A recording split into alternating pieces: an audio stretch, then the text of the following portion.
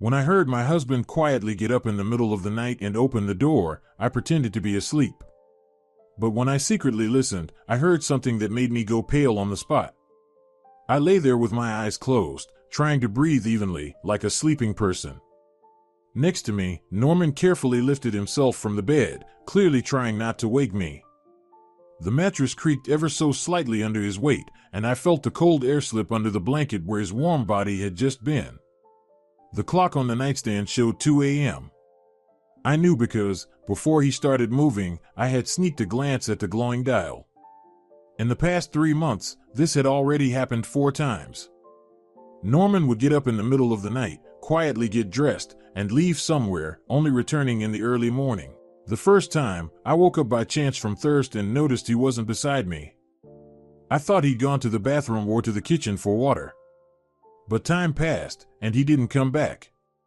After an hour, I started to worry and went looking for him. The apartment was empty. His jacket was gone from the hook, and his keys were missing too. I called his cell, but he didn't answer. Only 3 hours later, at 5 a.m., I heard the key quietly turn in the lock. Norman came in, trying not to make a sound, undressed in the hallway, and slipped into the bedroom. I pretended to be asleep. He lay down beside me, and he smelled of cold air from outside, and something else, an unfamiliar, strange scent I couldn't identify. In the morning, I asked him where he had gone in the night. Norman raised his eyebrows in surprise and said he hadn't gone anywhere, that I must have dreamed it. I didn't insist, but I knew I hadn't been asleep or dreaming. The second time happened 2 weeks later. The same story. Quietly getting up, careful steps through the apartment, the click of the lock, and silence. This time, I didn't call, I just waited. He returned at 4 a.m. Again, in the morning, he denied everything. He told me I was overworked and needed more rest, that fatigue could cause hallucinations. After the third time, I began to doubt myself. Maybe it really was all in my head. Maybe work stress was affecting me this much.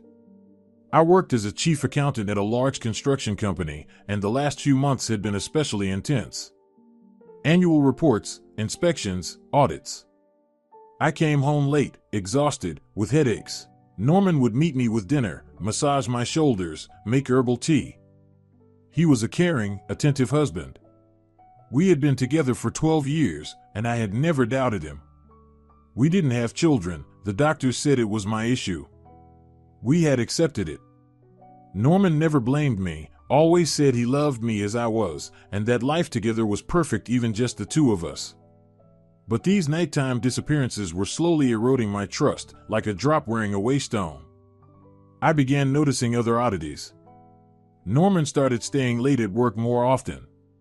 He was a sales manager at a car dealership and had always come home on time, at 7 p.m. Now, he could be home at 9 or 10. He explained it by saying that important clients needed attention after regular hours. He also became secretive. Before, his phone was always lying around, on the table, on the couch, on the nightstand. Now he carried it everywhere, even into the bathroom. When he got calls, he would step onto the balcony or into another room and speak quietly so I couldn't hear. Tonight was the 4th time. I had deliberately skipped the sleeping pills I had started taking for insomnia so I wouldn't miss him leaving.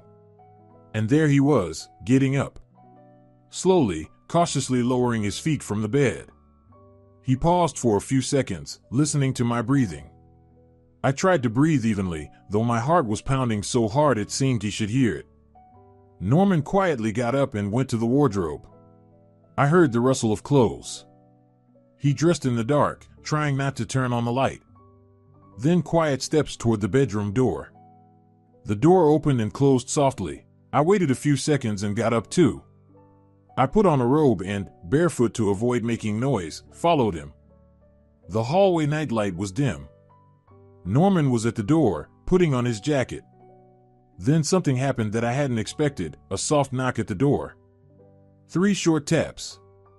Norman froze, then approached the door and opened it slightly, without removing the chain. I was standing around the corner in the hallway and couldn't see who was there, but I heard voices. Someone spoke quietly, in a whisper, but I caught a few words. A woman's voice said something about being ready and that there was little time. Norman replied that he'd be out soon. The door closed. I heard him remove the chain and quickly stepped back, pressing against the wall. My heart was racing like crazy. A woman? In the middle of the night? I waited a few seconds, then quietly approached the door and peeked through the peephole. The stairwell was dark, only a dim light glowing somewhere on the stairs. I couldn't see Norman or the mysterious woman. Then I made up my mind. I threw on a coat over my robe, shoved my feet into the first shoes I could find, and left the apartment. I went down one flight of stairs and listened. I could hear voices and footsteps below. They were coming down. I followed at a distance, careful not to be noticed. When I stepped out of the building, I saw them. Norman and the woman were walking toward a car parked in the yard. She was short, slim, with long dark hair. Under the streetlight, I couldn't make out her face, but by her figure and walk, I could tell she was young, around 30. They got into the car, Norman in the driver's seat. It wasn't our car. We had a silver Toyota, this one was black, and I couldn't make out the make in the dark. The car started and drove off. I stood there, stunned. What should I do? Follow them? But how? Go back home and pretend nothing happened? I couldn't lie in bed and wait for him to come back from another woman. Because now I was sure he was having an affair. Everything fit, the nighttime disappearances, the secrecy, the constant workload. I returned to the apartment, sat in the kitchen, and cried. 12 years of marriage. 12 years thinking we had a perfect family. Yes, no children, but we loved each other, or at least I thought we did. How long has this been going on? Who is this woman? Where did he meet her? Why do they meet only at night? Maybe she's married too and hiding her affair from her husband? Questions swirled in my mind, refusing to let me rest. I made myself a strong coffee, knowing I wouldn't sleep anyway. I sat by the window with the cup, waiting for him to come back, and thinking about what I would say or not say. Maybe I should pretend I know nothing and try to find out more. An hour passed, then another. The clock read 4 a.m., and Norman still hadn't returned. He usually came back earlier. I started to worry. What if something happened? An accident? I picked up the phone but then put it down. No, I wouldn't call. Let him think I'm asleep and know nothing. At 4:30, I heard an engine in the courtyard. I went to the window and looked out. The same black car. Norman got out, alone. The woman wasn't there, she probably stayed in the car. Norman paused for a moment, looking around, then headed toward the building. I quickly returned to the bedroom, lay down, and closed my eyes. A few minutes later, the door quietly opened. Norman came in, trying not to make a sound. I heard him undress and hang his clothes in the wardrobe. Then he approached the bed and froze. I felt his gaze on me. He was looking at me, probably checking if I was asleep. I tried to breathe evenly, though inside I was boiling with anger and hurt. Finally, he lay down beside me, pulled the blanket over us, and went silent. But I noticed the same strange scent as before. Now I knew what it was. Perfume. Women's perfume. Sweet, cloying. The realization made me feel sick. I barely managed to stop myself from jumping up and yelling at him. But I stayed quiet. I needed time to think. In the morning, Norman got up as usual at 7. He kissed me on the cheek, thinking I was asleep. He went to shower, then to the kitchen to make breakfast. I lay there, thinking about how to act. Should I pretend nothing happened, or confront him right away? I decided to stay silent for now. I got up, showered, dressed, and went to the kitchen. Norman had already set the table, omelet, toast, coffee. As usual, when he cooked breakfast. "Good morning, honey. How did you sleep?" he said with a smile. "Fine. And you?" I replied, trying to keep my voice normal. "Great. Actually, I woke up during the night, had some water. Probably that salty fish yesterday. He lied to my face, and it hurt even more. I sat at the table, took a fork, but couldn't swallow a bite. Are you staying late at work again today? I asked. I don't know yet. If the clients don't hold me up, I'll be home at the usual time. Why? Just wondering. I wanted to go to the movies. A new film came out we wanted to see. Oh, great idea. Let's go. I'll try not to be late. He smiled, sweet and caring, as always. If I hadn't seen him with another woman at night, I would never have suspected he was capable of betrayal. After breakfast, we went our separate ways to work. I got into my car and drove to the office, but my thoughts were far from work. All day I couldn't concentrate, made mistakes in documents, mixed up numbers. My assistant, Carrie, asked several times if I was okay. I told her I was just tired. During lunch, I decided to act. I drove to the car dealership where Norman worked, hoping to see how he behaved, maybe spot the woman. I parked across the street, with a clear view of the entrance, and waited. Half an hour later, Norman came out, but not alone. With him was a man around 50, well-dressed, in an expensive suit. They were talking animatedly. The man patted Norman on the shoulder, they shook hands, and the man got into a black Mercedes. The same black Mercedes Norman had used the night before. I was shocked. It wasn't a woman picking him up, he had taken this man's car. But why? And then who was the woman I had seen? Maybe I had been mistaken in the dark, and it was a long-haired man? No, I had definitely seen a female figure. Norman returned to the dealership. I waited a bit longer, but nothing else happened. I went back to work even more confused than I had been in the morning. That evening, Norman came home on time, as he had promised. We had dinner and went to the movies. He held my hand, bought popcorn, laughed at the jokes on screen. A normal family evening. But I couldn't relax, constantly thinking about the coming night. At home, we had a glass of wine, watched the news, and went to bed. I took a sleeping pill so he'd think I was fast asleep. But I actually spat it out when he looked away. I lay down, closed my eyes, and waited. That night, nothing happened. Norman slept through to morning. The next night was the same. And for another week, everything stayed calm. I began to think maybe he and his mistress had a fight or decided to take a break. But I didn't relax, I kept watching. At work, I started pretending to stay late, but I would leave early and drive to the dealership. I saw that man with the black Mercedes several times. He came to see Norman almost every day. They would go out, talk, sometimes drive off together for an hour or two. I once tried to follow them, but lost them in traffic. 2 weeks had passed since that night. I started thinking maybe I had imagined the woman. Maybe Norman was just working as a private driver for this wealthy client, driving him somewhere at night. Strange and suspicious, but better than an affair. But Friday evening changed everything. Norman came home agitated, nervous. At dinner, he was distracted, answering oddly. Did something happen? I asked. No, everything's fine. Just tired. It's been a hard week.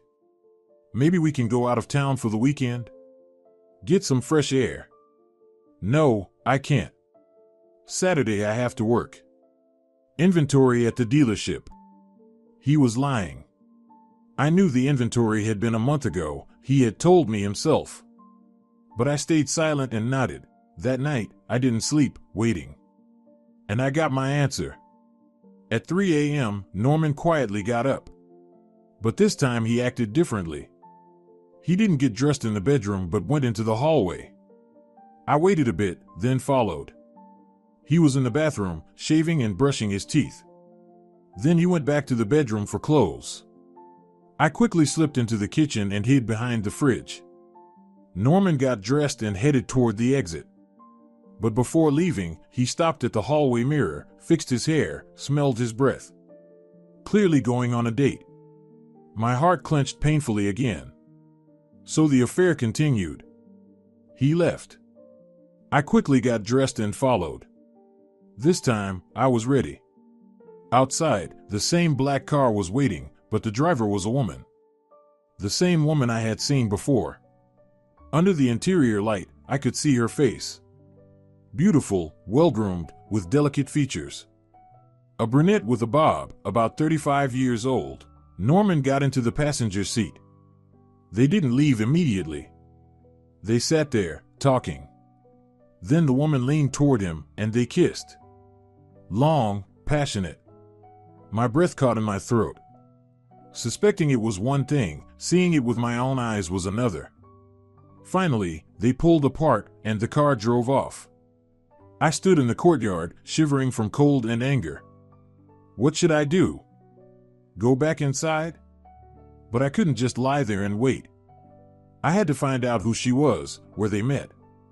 I went back home, grabbed my car keys, and drove to the dealership. I knew it was foolish, that they probably wouldn't go there, but I couldn't just sit idle. The dealership was closed, dark. No one was there. Then I remembered that Norman's phone had geolocation linked to my account. We had set it up long ago in case we lost our phones. I took my phone and opened the app. The dot showing Norman's phone was in a neighborhood of upscale new buildings on the other side of the city. I drove there. The area was new, with tall, modern buildings. I slowly drove through the streets, looking for the black car. And I found it. It was parked in the underground garage of one of the buildings. But there was a barrier, and without a pass, you couldn't get through. I parked nearby and waited. An hour passed. Then 2. Dawn was breaking. At 6 a.m., they came out, Norman and the woman. She was wearing a tracksuit, and so was he, as if they had gone for a run. But I saw them holding hands, her head thrown back in laughter, his gaze full of love as he looked at her. They got in the car and drove off. I followed. They dropped Norman off at our home. He got out, waved to her, and she drove away. He went inside. I waited 15 minutes and returned home too. Norman was in the shower.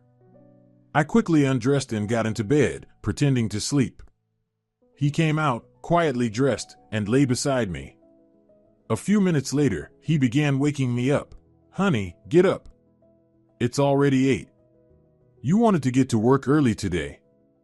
I opened my eyes, stretched, pretending to just wake up. Already 8? Time flies. I made coffee and sandwiches. Thank you, darling. Darling. The word stuck in my throat, but I said it, smiling. I got up and went to the shower. Standing under the hot water, I cried. What should I do? Tell him I know everything? Demand a divorce? Or try to win him back? At breakfast, I watched Norman carefully. He looked happy. His eyes sparkled, a slight smile on his lips. He was in love, but not with me. You seem cheerful today, I noted. Yes, probably because it's the weekend. I feel like relaxing. But you said you had inventory at work. Oh, right. But it's not all day. 3 or 4 hours, then I'm free. Maybe we can go somewhere in the evening? Let's see. I don't know when I'll finish. He didn't want to spend time with me. It was obvious. He was probably planning to meet her. At work, I couldn't think of anything except Norman and that woman. Who was she? What was her name? Where did they meet? How long had this been going on? I decided I needed to find out. During lunch, I went to the neighborhood where I had seen them that morning. I found the building where the car had been parked. It was a luxury residential complex called Golden Keys. There was a concierge on the first floor. I went inside. Hello, I said to the elderly woman at the desk. I'm looking for a friend. She lives here, but I forgot the apartment number.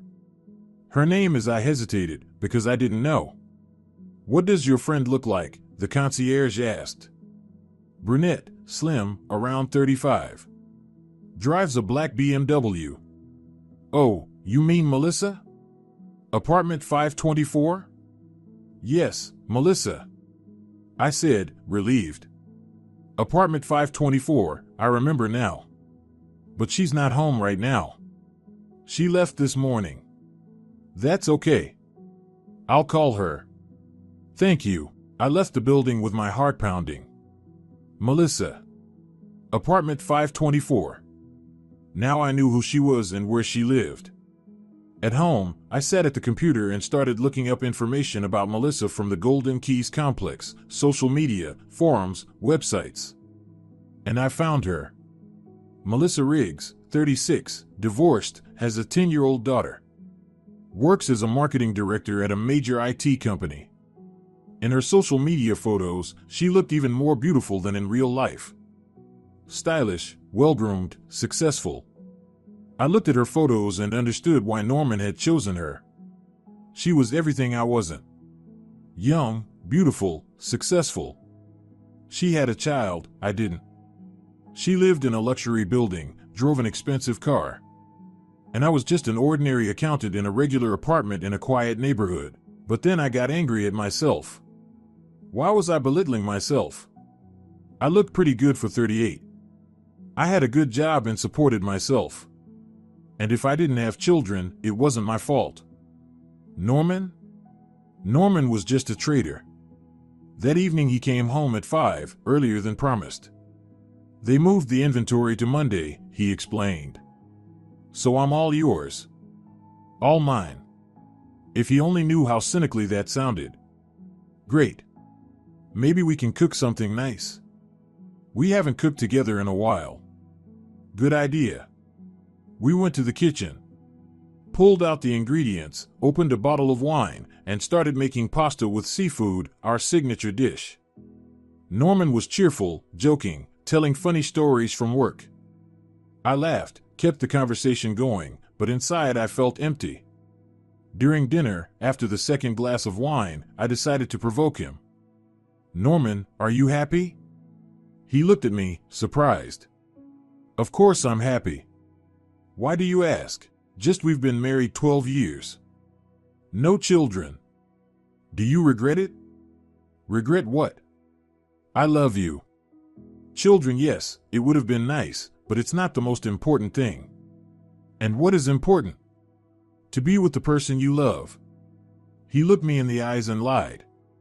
Calmly, confidently lied. And if you had a choice, me or a woman who could give you children? Norman frowned. What kind of strange questions are these? There's no choice. There's you, there's me, our family. But hypothetically, I'd choose you. I'd always choose you. I almost cried, from anger, from hurt, from pain. How could he lie like that? Thank you, I said quietly. I needed to hear that. The rest of the evening passed quietly. We watched a movie, cuddled on the couch. Norman stroked my hair, kissed the top of my head. Just like in the early years of marriage. But now I knew it was an act. He played the role of a loving husband while thinking of her, Melissa. At night, Norman slept soundly, and I lay awake thinking I needed proof, photos, messages, something concrete. Only then could I confront him. On Saturday morning, Norman got up early. Where so early? I asked sleepily. To the gym. Haven't been in a while, need to stretch. The gym. Another lie. He never liked gyms, preferred running in the park. What time will you be back? In 2 or 3 hours. Then we could go somewhere. He left. I got dressed and followed. I knew where he was headed. To her. And sure enough, his car was parked near the Golden Keys residential complex. I parked a block away and walked over. I went into a cafe across from the building, sat by the window, ordered coffee, and waited. An hour later, they came out. Norman, Melissa, and a girl about 10 years old, Melissa's daughter. They got in Melissa's car and drove off. A happy family picture, man, woman, child. I sat in the cafe, crying. The waitress asked kindly if I was okay. I nodded, said I was just upset. She brought me some water and stepped back politely. I wiped my tears and tried to pull myself together. I needed to think clearly. Norman wasn't just cheating on me. He was building a new family. With a woman who had a child. Something we never had. I returned home. Norman came back 3 hours later, as promised. Cheerful, energetic. Great workout. I feel rejuvenated. Glad to hear. Where shall we go? Maybe the mall? You wanted a new dress for a while. The mall. A dress. He was trying to make up for his guilt with gifts. Classic move. Okay, let's go. At the mall, Norman was unusually generous. He bought me not just a dress, but shoes, a handbag, perfume. Spending without counting.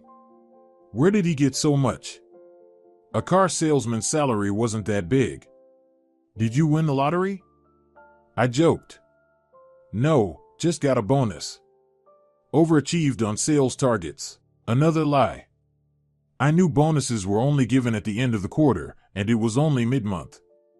That evening, we had dinner at a restaurant. Norman ordered champagne, made a toast to our love. I clinked my glass with his and drank. The champagne was bitter. At home, Norman was especially tender.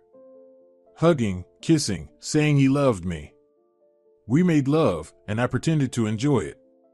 But in reality, I thought about how just hours ago he had been with her, Melissa. Maybe making love to her too. The thought made me sick. Later, Norman fell asleep. I went to the bathroom and stood under the shower for a long time, washing off his touch, his scent, his lies. Then I sat in the kitchen with a cup of tea, thinking about what to do next. I couldn't go on like this. Living with someone who betrayed me every day. Smiling at him, making breakfast, washing his shirts, pretending everything was fine. It was killing me inside. But I couldn't just leave. I needed proof. And I decided to get it. The next day, Sunday, Norman went to the gym again. As soon as he left, I started searching the apartment.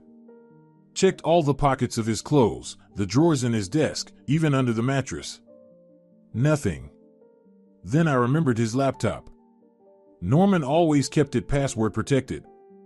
But I knew the password, our wedding date. I opened the laptop and entered it. It didn't work. He had changed the password. I tried other possibilities, his birthday, mine, the date of our first meeting. Nothing worked. Then it hit me. I entered Melissa's name and birth date. I found her on social media. The laptop unlocked. My heart raced. I opened the email. There were dozens of messages from Melissa, love letters, passionate, tender. They had been exchanging messages for 4 months.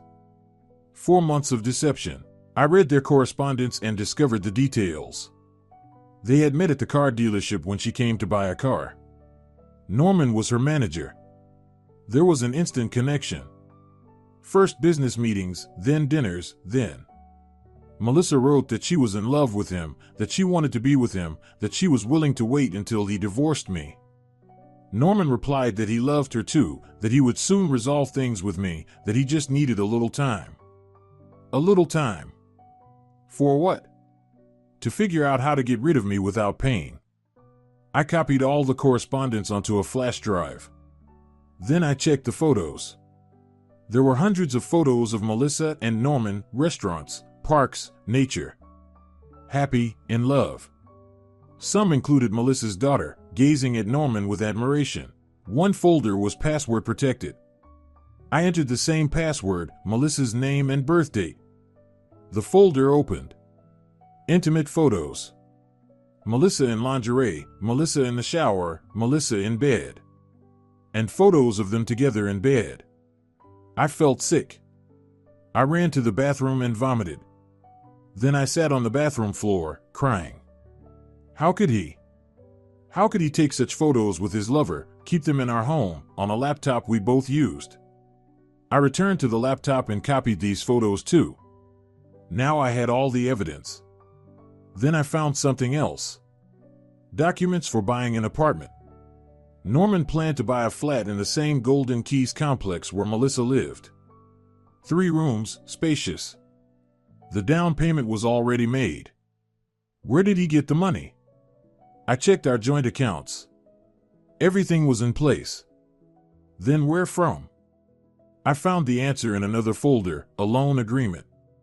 Norman had taken a large bank loan, $200,000, using our apartment as collateral.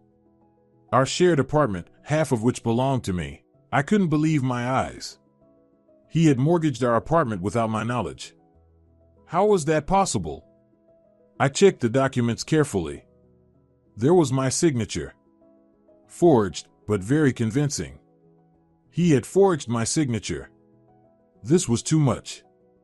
Not only was he cheating on me, but he had also forged documents, mortgaged our home to buy one for his lover. I copied all the documents. Now I had enough evidence not just for a divorce, but for a criminal case. I sat on the couch, thinking about what to do next. I could wait for Norman and confront him, 'cause the saying, kick him out. But I knew he would deny everything, lie, manipulate. And what if he became aggressive? I was alone, and he was stronger than me physically. I could pack and leave myself. But this was my apartment too. Why should I leave? I could go to the police for document forgery. But that would mean long legal battles, public exposure. I decided to act differently. I called my friend Kaylee. She was a lawyer, specializing in family law. Kaylee, I need your help. Urgently. What happened? Norman is cheating on me. I have proof. And he forged my signature to mortgage our apartment. Wow. Come to me, we'll talk. I gathered all the evidence on a flash drive, texted Norman that I was going to see my friend, and went to Kaylee. Kaylee lived downtown in an old building with high ceilings. She met me, seated me in the kitchen, poured tea. Tell me everything in order. I told her everything, Norman's nighttime disappearances, the woman, Melissa Riggs, their correspondence, the photos, the forged documents. Kaylee listened carefully, taking notes. Show me the evidence. I opened the laptop. I had brought Norman's laptop, showed the messages, photos, documents. Kaylee examined everything closely. This is serious. Forging a signature is a criminal offense. We can report it to the police. But are you ready for Norman to go to jail? I thought for a moment. Despite everything, I didn't want him in prison. We had been together 12 years, had good times too. Is there another option? There is. Divorce by mutual consent. You present him with the evidence of infidelity and forgery. Tell him that if he doesn't agree to divorce on your terms, you will go to the police. Usually, this works.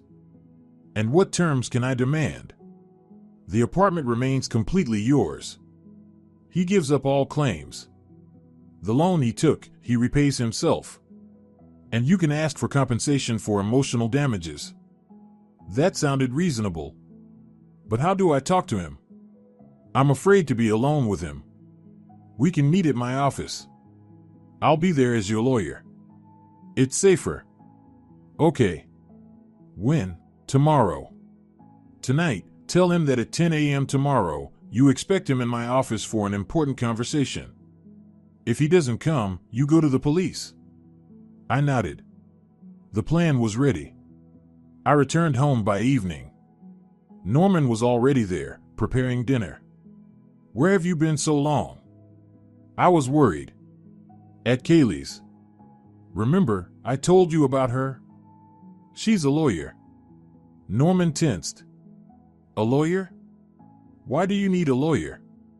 You'll find out tomorrow. I'm expecting you at 10 a.m. at her office. I'll text you the address. What's going on? What's this about? You'll know tomorrow. And I suggest you come. Otherwise, I'll go to the police. Norman turned pale. The police? What are you talking about? I silently went to the bedroom and shut the door. I could hear him walking around the apartment, calling someone, speaking anxiously. Probably Melissa. The night passed tensely. Norman knocked on the bedroom door several times, asking me to open it and talk. I didn't respond. Eventually, he went to sleep on the living room couch. In the morning, I got up early, dressed, and left without breakfast. Norman was still asleep. I arrived at Kaylee's office, and we reviewed the strategy once more. Exactly at 10 a.m., Norman appeared. Pale, with red eyes, unshaven. Clearly, he hadn't slept either. "Have a seat, Mr. Holden," Kaylee said formally. "My name is Kaylee Gilliam.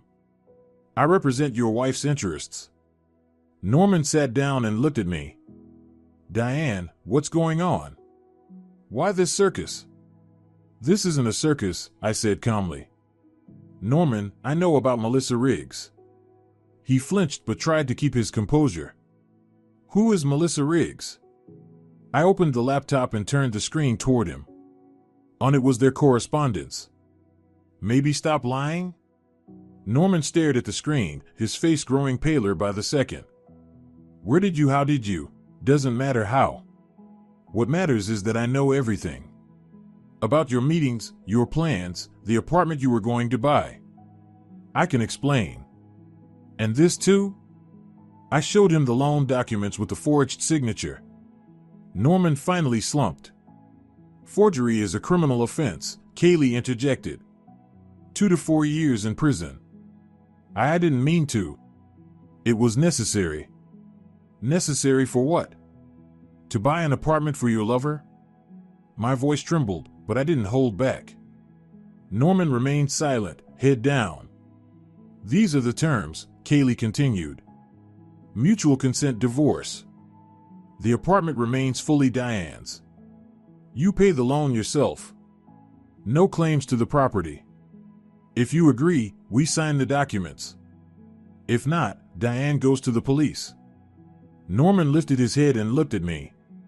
There was a pleading look in his eyes. "Diane, please, let's talk alone. I can explain everything." "No," I said firmly. "There's nothing to explain. You betrayed me, lied, forged documents. All I want is a divorce and to forget you. And the 12 years you erased with your lies." Norman sighed. "Fine, I agree to your terms." Kaylee took out the pre-prepared documents. "Sign." Norman signed, his hand trembling. "Remove your things from the apartment within a week," I said. "Leave the keys on the table." He nodded, stood, and walked to the door. At the door, he turned back. "Diane, I really loved you. It's just with Melissa it's different. She gave me what I didn't have with you." "A child?" I said bitterly. "Not just that. Passion, excitement, a sense of life. With you, everything was predictable, boring." Those words cut deeper than all his lies. Boring. 12 years I had tried to be a good wife, creating a home, caring for him, and he was bored. "Leave," I said quietly. He left. I stayed in the armchair, feeling completely hollow. "You did well," Kaylee said, placing a hand on my shoulder. "You're strong." "I don't feel strong. I feel used and discarded. It will pass. Trust me, in 6 months, you'll look back on this as a bad dream." I wanted to believe her, but inside was a black hole, swallowing up every bit of light that remained. I returned home. The apartment felt alien, cold. Norman's presence lingered everywhere, his slippers by the bed, a robe on the hook in the bathroom, a cup labeled "Best Husband" in the kitchen. I methodically packed all his things into boxes, clothes, books, discs, little trinkets, everything that reminded me of him. I left the boxes in the hallway. Then I sat in the kitchen with a bottle of wine, drinking and thinking about the years gone by. Were there signs I hadn't noticed? Moments when things could have been different? I remembered 5 years ago when Norman suggested moving to another city, starting fresh. I refused. My job, friends, familiar life. Maybe if I had agreed, things would have turned out differently. Or 3 years ago, when he got into extreme sports, skydiving, diving, rock climbing. I didn't share his passions, afraid of heights and depths. He went alone or with friends. Maybe that was when he started feeling bored with me? Or maybe it was the lack of children. He said he had come to terms with it, but deep down he must have dreamed of having a child. And he found a woman who already had one. I drank the wine and cried, crying for the lost years, shattered hopes, and the betrayal of the person I trusted most in the world. The next day, Norman came for his things. I had gone out to avoid seeing him. When I returned, the boxes were gone, and the keys were on the table. A note, sorry. One word, as if it could erase 12 years of lies and betrayal. The divorce was finalized quickly, within a month. I only saw Norman in court. He came with Melissa. She held his hand, looking at me with barely concealed triumph. Beautiful, confident, victorious. After the court session, Melissa approached me. Diane, I want you to know, I didn't want it to happen this way. Norman and I didn't plan this. It just happened. I looked at her. Up close, she was even more beautiful. Perfect skin, shiny hair, expensive clothes. You know what, Melissa? I don't care. He's yours. But remember, just as he betrayed me, he will betray you. Sooner or later. She smirked. It'll be different with me. I won't let him get bored. Good luck, I said, and walked away. 6 months passed since the divorce. I lived alone in our former apartment. The first months were hard. Loneliness pressed on me, especially evenings and weekends. I was used to having someone around, even a traitor. Work saved me. I immersed myself in it, taking on extra projects, staying late. Colleagues thought I was ambitious, but I was just afraid of returning to an empty apartment. Gradually, it got easier. I started going to the gym, enrolled in Italian classes I had dreamed of in college. I met friends, went to the theater, visited exhibitions. I was rediscovering myself. And one day, I realized I was happy. Not the stormy happiness of infatuation, but the calm, steady joy of someone living in harmony with herself. I had work, friends, hobbies. I was free and independent. Then I met Seth. It happened by chance in a bookstore. We reached for the same book, a novel by an Italian author, in the original language. You read Italian? He asked, surprised. I'm learning, I smiled. We started talking. Seth was an Italian professor at a university. Tall, slim, with intelligent gray eyes behind glasses. Nothing like Norman. He invited me for coffee. We talked for 3 hours about books, travel, Italy. He was divorced, had an adult son living separately, worked, wrote research papers, translated. We started dating. Slowly, without passion, just enjoying time together, concerts, museums, walks in the city. He taught me Italian, I taught him cooking. 3 months later, he proposed, simply, without fuss, over dinner in a small Italian restaurant. Diane, marry me. I'm not young, not rich, but I will love you and never betray you. I looked at him and thought, why not? He was kind, smart, reliable. With him, I felt safe and comfortable. Perhaps this was true love, not passion, not a storm of emotions, but a quiet harbor to shelter from life's storms. Yes, I said. We married a month later. Quietly, without a grand celebration, only close friends and family. Seth moved in with me. The apartment filled with books, Italian music, the smell of coffee. A year after our wedding, I ran into Norman, by chance, in a supermarket. He was at the baby food aisle, picking formula. Diane, he said, surprised. Hello, Norman. He looked tired, aged. Dark circles under his eyes, stubble on his face. How are you? He asked. Good. And you? Fine. Melissa and I had a child. A son. 3 months old. Congratulations. Thanks. And you? I heard you remarried. Yes, a year ago. Happy? I thought for a moment. Yes, happy. I'm glad for you. Really glad. You deserve happiness. And so do you. We stood in silence, unsure what else to say. Well, I should go, Norman said. Melissa is waiting. She sent me for a specific formula, and I can't seem to find it. There, on the lower shelf, I pointed. The yellow package. Thanks. And, Diane, I truly regret how everything turned out. I was an idiot. That doesn't matter anymore. The past can't be changed. Yes, you're right. Be happy. And you. He left, and I stayed standing, watching him go. A strange feeling washed over me, not pain, not anger, but something like pity, for him, for my former self, for what might have been but never was. Back home, I told Seth about the encounter. He listened calmly, without jealousy or reproach. Was it hard to see him? No. Just strange. As if it happened in another life. Seth hugged me. It was another life. Now you have a new one. Ours. I pressed myself to him, feeling warmth and safety. Yes, this was a new life, calm, steady, without shocks or drama. And I thought it would always be that way. But life has a way of surprising you. 2 months after that supermarket encounter, I received a call from an unknown number. I usually didn't answer such calls, but somehow I did. Diane? A female voice sounded anxious. Yes, speaking. My name is Melissa. Melissa Riggs. We met at court. I froze. Why was my ex-husband's lover, or rather, now wife, calling me? As far as I knew, they had married after our divorce. I'm listening.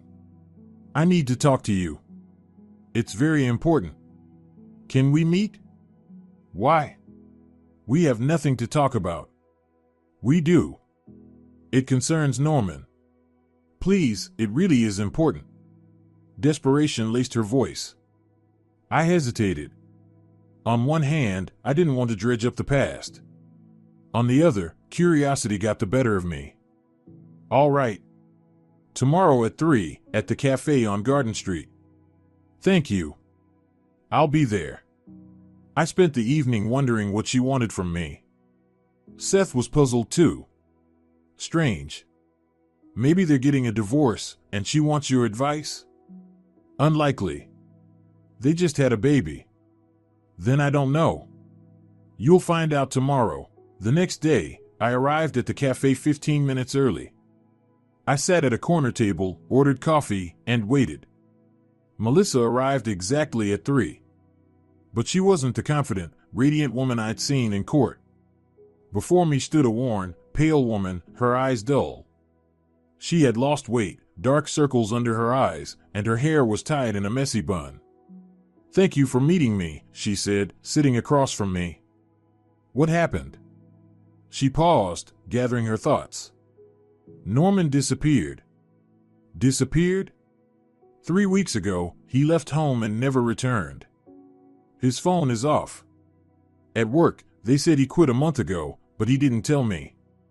I went to the police, but they said he's an adult and can leave if he wants. I was stunned. Norman had abandoned her with a tiny child? And the baby? Only 5 months old. Melissa gave a bitter smile. Apparently, that didn't stop him. You were right back then, in court. Just as he betrayed you, he betrayed me. I'm sorry, I said sincerely. Despite everything, I bore her no ill will.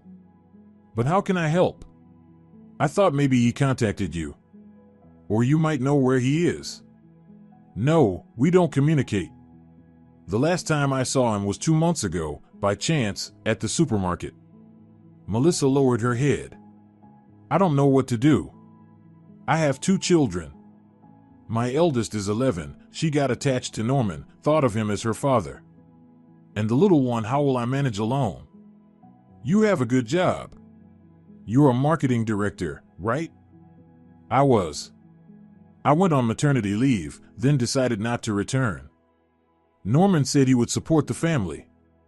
But now it turns out he hasn't worked for the past month, and he's run up debts. Debts? Yes. Since he disappeared, collectors have been calling. Turns out he took out loans from different banks, using my name, forged my signature. I shivered. The story repeated itself. He had done the same to me, forged my signature, took a loan against our apartment. I know. He told me. Said it was the only time, that he would never do it again. I believed him. We were silent for a moment. The waitress brought Melissa her coffee, but she didn't touch it. You know, Melissa continued, I've thought a lot these past weeks, about him, about you. I knew he was married when we started seeing each other. He said you'd been living like strangers, that the love was gone, that he planned to divorce. I believed him. Then, when we were together, he told me the truth, that you didn't know about our affair until the very end. That he lied to you, lied to me. Why are you telling me this? I want to apologize. For destroying your family. For being such a conceited fool. Thinking I was special, that he would be different with me. You didn't destroy my family. Norman did. You just happened to be in the right place at the right time. You're kind.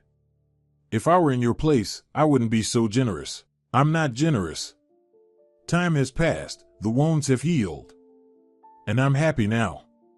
I have a new family, a loving husband. And you? You'll manage too. For the sake of your children. Melissa looked at me, her eyes full of tears. How? How did you manage? The first months after the divorce, when it was painful, hurtful, scary. I thought, recalling those days. Work, friends, time, and understanding that I deserve better. You deserve it too. But I'm 37, have 2 children, debts. Who would want me? First of all, you are needed by yourself and your children. A man? If it's meant to be, you'll meet someone. The key is not to dwell on it. We talked a little longer. I gave her the phone number of Kaylee, my lawyer friend who had helped me with the divorce. Then we said goodbye. Thank you, Melissa said, parting. For listening, for not rejecting me. I understand how hard it must have been to see me. It's no longer hard. Take care of yourself and the children. I left the cafe with a strange feeling. Life had come full circle. The woman who once took my husband was now in the same situation. But instead of malice, I felt only sympathy. At home, I told Seth about the meeting. Well, he said, surprised, where could your ex-husband have gone? I don't know. Maybe he found a new woman? Or ran away from debts? Or both. We didn't discuss it further. But Norman's story didn't let me rest. Where can a person disappear to? And why? The answer came unexpectedly. A week after meeting Melissa, my mother called. Diane, are you sitting? Sit down. What happened? I asked, alarmed. Mom lived in another city. We spoke once a week. Remember Brianna, my neighbor? Her daughter lives in Chicago. I remember. And? Well, her daughter called yesterday. She said she saw your ex-husband in Chicago with a woman. Pregnant. I was stunned. Norman? In Chicago? With a pregnant woman? Yes, she recognized him. You were at Brianna's wedding 7 years ago. She wanted to say hello, but he saw her, quickly took the woman, and disappeared into the crowd. So Norman hadn't disappeared, he had simply started a new life. For the 3rd time. Leaving Melissa with 2 children, just as he once tried to leave me. Mom, thank you for telling me. That's important information. Will you tell that woman, his new wife, his ex-wife? Yes, I will. She's been looking for him. I called Melissa and told her about my mother's call. She listened quietly. Pregnant? She asked simply. Yes. Apparently, he's had someone else for a long time. I see. Thank you for telling me. What will you do? File for divorce. And a police report for document forgery. He needs to face the law. That's right. Good luck to you. The story unsettled me, not because of him, but because it reminded me how little we truly know the people we live with. I thought I knew Norman, and he turned out to be a liar and a fraud. Melissa thought she knew him, and he deceived her too. And what if I didn't truly know Seth? What if he was hiding something as well? These thoughts plagued me for days. I started watching my husband more closely, looking for signs of deceit. But Seth was as always calm, open, predictable in the best sense. One evening, he noticed my unease. "What's wrong? Since that whole thing with your ex, you've been acting strange." I decided to be honest. "I'm afraid. Afraid I don't really know you. That you could turn out to be someone else." Seth looked at me carefully. "I understand your fear. After what you've been through, it's natural. But I'm not Norman. I don't lie. I don't lead a double life. I am who I am, a slightly boring Italian teacher who loves books, quiet, and you. But I thought I knew Norman too. You knew the Norman he showed you. I don't play roles. I'm 52, too old to change. And you've met my colleagues, friends, even my ex-wife. They can all vouch for me always being the same." It was true. I knew Seth's circle, and they all spoke of him as reliable, honest. "Sorry, I just got scared." "Don't apologize. Fear is natural. The key is not to let it control your life." He hugged me, and I felt the anxiety ease. Seth was right. I couldn't let the past poison the present. Life flowed on, work, home, meeting friends. Sometimes I thought of Norman, wondering where he was and with whom. But it was fleeting, nothing more. Then, one night, 6 months after Norman disappeared, something happened that shook my calm life. I woke to Seth quietly getting out of bed. The clock read 2 a.m. half asleep. I heard him cautiously getting dressed, trying not to wake me. My heart clenched painfully. Could history repeat itself?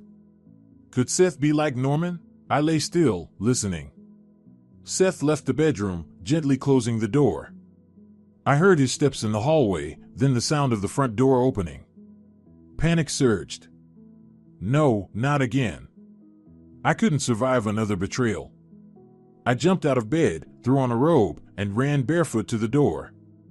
Peered into the hallway. Empty. The front door was closed but not locked. I quietly opened it and looked onto the landing. Seth was at the neighboring apartment door, talking quietly to someone. I couldn't see who. The door was slightly ajar. I listened. Voices were low, but I caught a few phrases. "All set?" Seth asked. "Yes, everything is agreed," a female voice replied. "She suspects nothing?" "No, she's sound asleep." "Great. Then 7 a.m. tomorrow." "Okay, good night." The door closed. Seth turned to go back, and I barely slipped inside. My heart raced. What were they talking about? Who was the woman? The neighbor was Cassidy, a woman around 45, single, worked as a nurse at the local hospital. We occasionally greeted each other, but were never close. What could she have to do with Seth? I quickly returned to bed, pulled the blanket up, and closed my eyes. A minute later, the bedroom door opened quietly. Seth entered, paused briefly, seemingly listening to my breathing, then carefully lay beside me. I lay there, trying to breathe evenly, my mind swirling with anxious thoughts. What if Seth was having an affair with the neighbor? What if they were meeting at night while I slept? What if tomorrow he planned to leave me? No, that was impossible. Seth wasn't like that. He loved me. But Norman said the same thing too. I stayed awake the rest of the night, listening to my husband's breathing and thinking about what to do. Should I watch him? Confront him? Or wait until morning to see what would happen? I decided to wait. At 6 a.m., Seth got up as usual. He kissed my forehead, thinking I was asleep, and went to the shower. I peeked through my eyelids.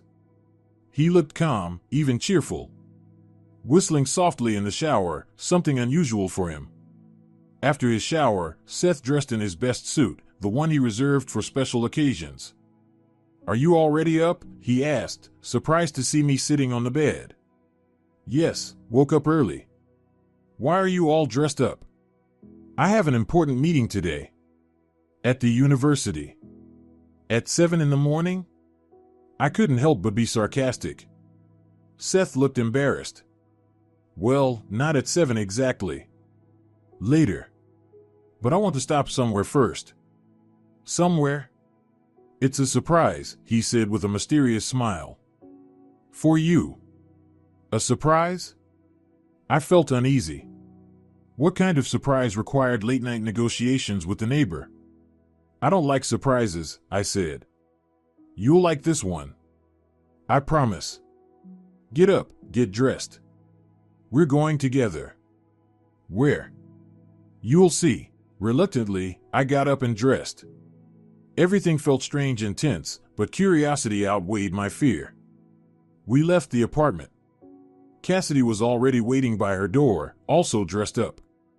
"Good morning, Diane," she smiled. "Happy birthday." I froze. Birthday? I had completely forgotten. Today I turned 40. "Thanks," I murmured. "Cassidy helped me organize this," Seth explained. "She's a nurse at the hospital we're going to." "To the hospital? Why?" Seth took my hand. "Remember when you told me you'd always dreamed of having a child? That the doctor said you had problems but not critical ones? That IVF might still be possible?" I nodded, still unsure where he was going with this. "I've booked a consultation with the city's top fertility specialist. Cassidy helped, she has connections there. If you want, we can try. We still have time, you're only 40. I looked at him, unable to believe my ears. "You want a child? But you're 52, so what?" "My father became a father at 55 and was happy. I want you to be happy. If a child will make you happy, I'm ready." Tears streamed down my cheeks. I hugged Seth tightly, pressing myself to him. "Forgive me. I thought when you got up at night and went to Cassidy, I thought that I was cheating on you," he said with a sad smile. "I told you, I don't lead a double life. The worst I'm capable of is planning a birthday surprise." Cassidy tactfully stepped aside, giving us a moment. "So, are we going?" Seth asked. "Yes," I nodded. At the hospital, we were greeted by a doctor, a woman around 50, kind-faced with attentive eyes. She explained the IVF procedure in detail, including chances and risks. She said that at my age, the success rate is around 30%, not bad. "Think it over, discuss it together. This is a serious decision that will change your lives." We left the hospital deep in thought. I still couldn't believe this was actually happening. "Are you sure?" I asked Seth. "This is a huge responsibility. Sleepless nights, diapers, sick children. I'm sure I want to spend the rest of my life with you. With a child or without, it doesn't matter. What matters is that you're happy. But you don't have to." "I don't have to. I want to. That's the difference." We sat on a bench in the park near the hospital. Morning sunlight filtered through the trees, birds sang. It was quiet and peaceful. "You know," I said, "I've dreamed of having a child my whole life. When I was with Norman, I thought it was my fault, I blamed myself. And he never even tried to support me, to comfort me. He just accepted it as fact, no children, and that's it. He was selfish. Only thought of himself. And then it turned out he could have children. He had a son with Melissa. That hurt. I understand. But now I'm not sure I even want a child. I'm 40, you're 52. We're used to a calm life. Are we ready to change it?" Seth took my hand. "Let's try. Just once. If it works, it's wonderful. If not, it wasn't meant to be. At least we'll know we tried." I looked at him and thought how lucky I was. After all the trials, betrayals, and disappointments, I had found someone willing to take such a step for me. "All right, let's try," I said. We hugged on the bench in the morning park. Passers-by smiled at us, a middle-aged couple still in love. Back home, another surprise awaited us. The apartment was decorated with balloons and flowers. On the table was a cake with 4 candles shaped as the numbers 4 and 0. My friends were there, Kaylee, colleagues from work. Even my mother had come from another city. "Happy birthday," they shouted in unison. I cried from overwhelming emotion. Seth hugged me. "Cassidy organized this too," he whispered. "She's an amazing planner." The celebration was perfect. We drank wine, I only sipped, mindful of the upcoming IVF, ate cake, and danced. My mother got emotional and hugged Seth. "Thank you for my daughter. I see she's happy with you." "She makes me happy," Seth replied. That evening, after the guests left, Seth and I sat on the balcony, sipping tea and watching the night city. "Thank you for today," I said.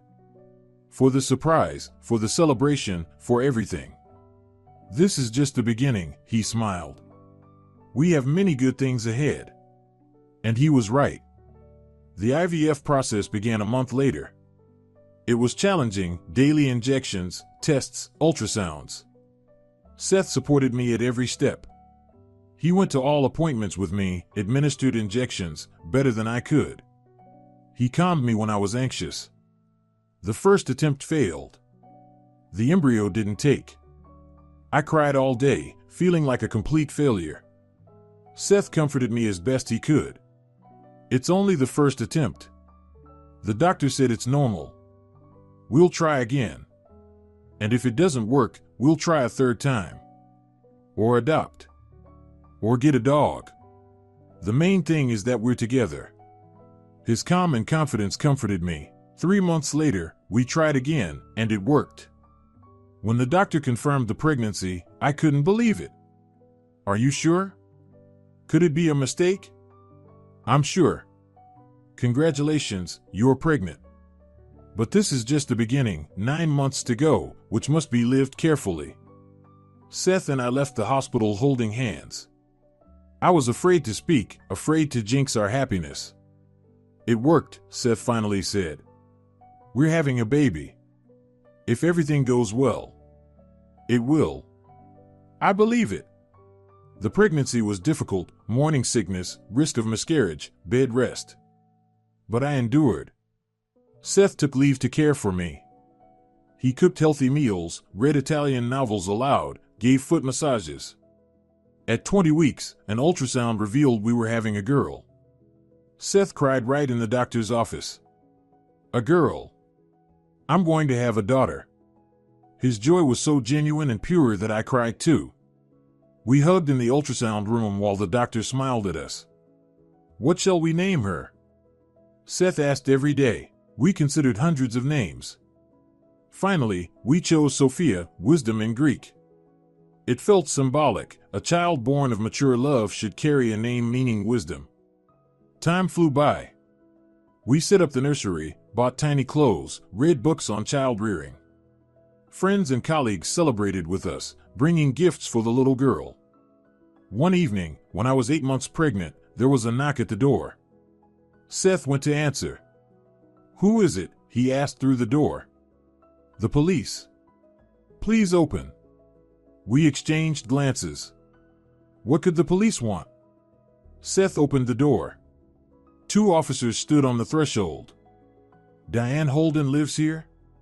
"Yes, that's me," I said, approaching the door. "We need to speak with you. It concerns your ex-husband, Norman Holden." My heart skipped. What had Norman done now? "Come in," Seth invited them. The officers entered the living room and sat on the couch. Seth and I sat opposite them. "What happened?" I asked. The senior officer, gray-haired, took out a notebook. "Your ex-husband was found dead in Chicago 3 days ago." The room swam before my eyes. Seth held me, supporting me. "Dead? How?" "The preliminary cause of death is poisoning. The investigation is ongoing. We are questioning everyone connected to the deceased. But I haven't seen him in over a year. We divorced 2 years ago. We know.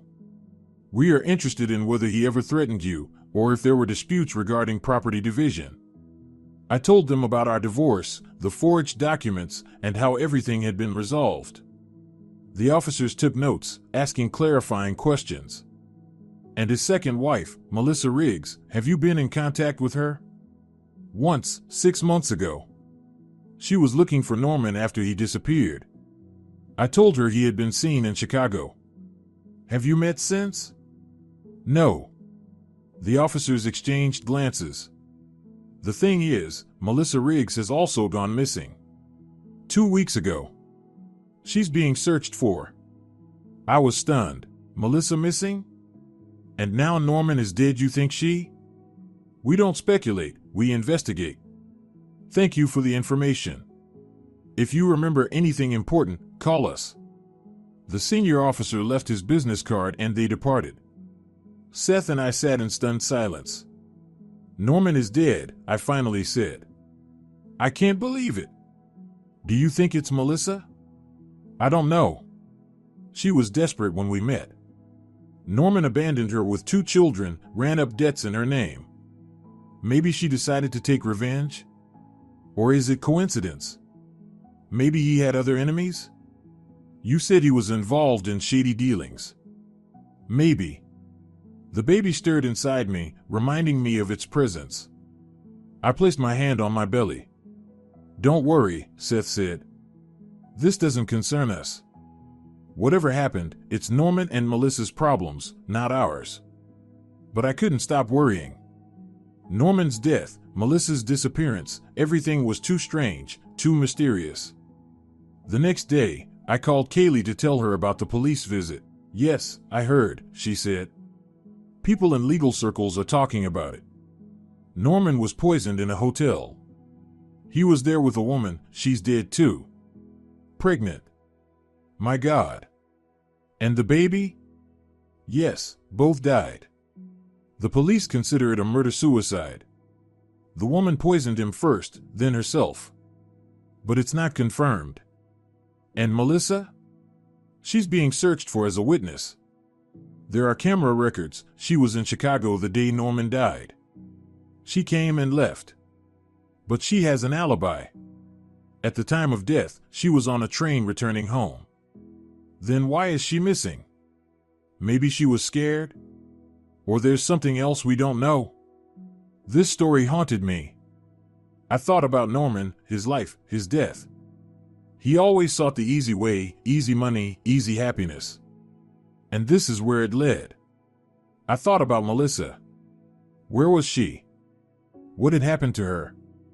Why had she disappeared? A week later, the answer came. Melissa was found. She had attempted suicide, jumping from a bridge. She was saved and admitted to a psychiatric clinic. She had fallen into deep depression after everything that happened. Kaylee learned details from a contact in the investigation. Melissa had gone to Chicago to talk to Norman, asking for help with the children. She found him in a hotel with a new woman. They talked. He refused to help, saying he had a new life, a new family. Melissa left in despair. A few hours later, Norman and his companion were dead. The police discovered that the woman with Norman suffered from a mental disorder. She had previous suicide attempts. Learning about Norman's past, his abandoned wives and children, she apparently decided that he would abandon her too, and chose to die together rather than live apart. A tragic, terrifying story. Norman, who ran from responsibility his whole life, finally met someone who wouldn't let him escape. I told Seth everything. Horrible, he said. So many ruined lives. All because of lies, betrayal, selfishness. Good thing you left him in time. Who knows how it would have ended if you'd stayed? I thought about that. Yes, I was lucky. I learned the truth in time, left in time, and met Seth. Otherwise, I might have ended up like Melissa, or that unfortunate woman in Chicago. Labor began a week early, in the middle of the night. Seth drove me to the hospital, one hand on the wheel, the other holding mine. "It's going to be okay," he kept repeating. "Everything will be fine." The labor was grueling, 15 hours of contractions, pain, fear. But Seth stayed by my side, holding my hand, wiping sweat from my forehead, whispering words of encouragement. And then finally, a cry. Piercing, demanding, the newborn's first cry. "A girl," the midwife announced. "A healthy baby girl." They placed her on my chest, tiny, red, wrinkled. The most beautiful in the world. "Sophia," I whispered. "Our Sophia," Seth cried openly, not ashamed of his tears. "Thank you," he kept saying. "Thank you for our daughter, for the happiness, for everything." The first months were hell.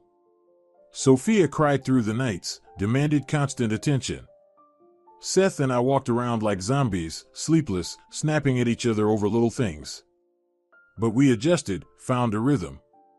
One morning, Sophia smiled, intentionally, looking right at me. "She's smiling." I shouted. "Seth, come quickly, she's smiling." We stood there, two middle-aged, exhausted, happy people, watching our daughter smile.